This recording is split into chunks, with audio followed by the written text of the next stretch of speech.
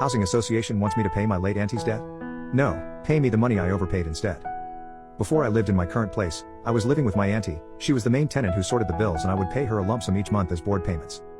In early 2021 she passed away unexpectedly. Naturally I didn't want to continue living in this place. Bad memories and bearing the responsibility for an entire place alone wasn't feasible for me financially at the time. After speaking with the housing association, I was informed the only way to end the tenancy would be by getting the tenancy agreement moved over into my name, before terminating the tenancy when I was ready to move out.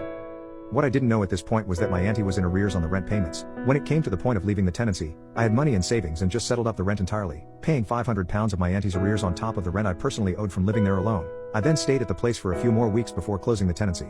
In hindsight I probably should have queried the payment, but at that point I just wanted rid of the place. After moving into my new place, I was getting pestered by the housing association who said I still owed about £300 on the previous house. There was a lot of back and forth, before I then asked for a copy of the rent statement. It was around this time that I was speaking to people about this money I supposedly owed. I was informed